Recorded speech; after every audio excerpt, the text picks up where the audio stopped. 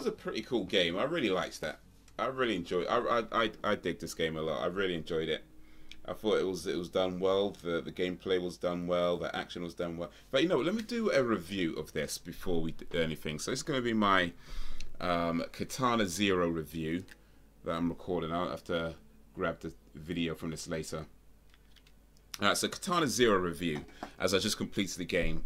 I'm not going to go into any spoilers in case anybody wants to play it later, but here's my thoughts on the game that I just beat. So yeah, I really like the story. First and foremost, I thought the story was done well.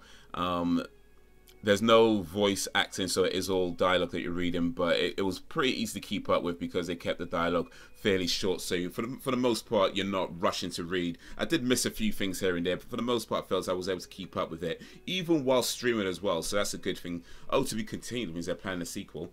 That's a bold move as well, actually, because if you're planning a sequel, there's ways that can go. Oh, there's more to this. Okay, so alright, so yeah, it's a really good story. I thought it was done really well. The way the dialogue is done, it was it filmed pretty easy to keep up with it for the most part. Quite straightforward to follow. That being said, the story itself was done really well. I liked how it developed and how it comes to a conclusion. It didn't feel overstretched. It didn't feel like it was too short. I mean, I don't know how many hours I spent on this game, but I'll guess somewhere about 10-15 hours maybe, give or take.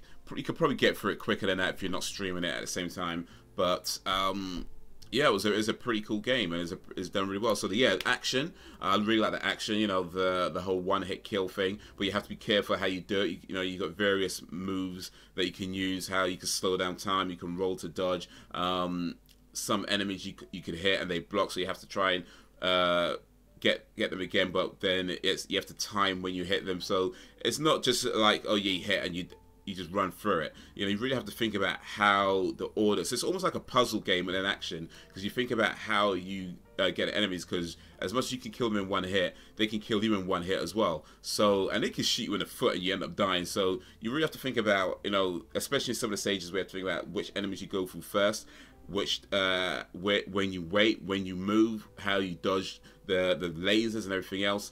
Overall though, yeah, great experience.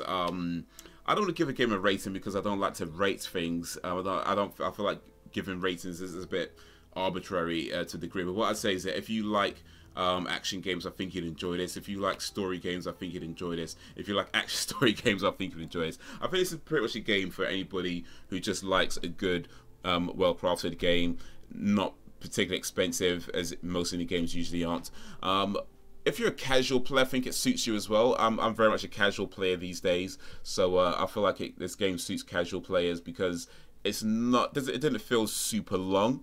Of course, you could always go back and play it again and try to do things differently and that whole thing, maybe choose different options. I doubt the options matter too much. You get different dialogue options as you're going through the game, but I doubt most of them matter, if any of them matter.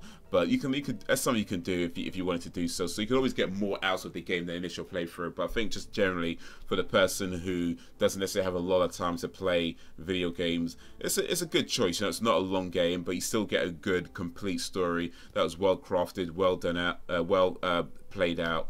And yeah, you know, I don't think I could fault this game on too many things, if anything, you know. So yeah, Katana Zero from Askiisoft, developed by Askiisoft, published by Devolver Digital. Definitely worth playing in my opinion.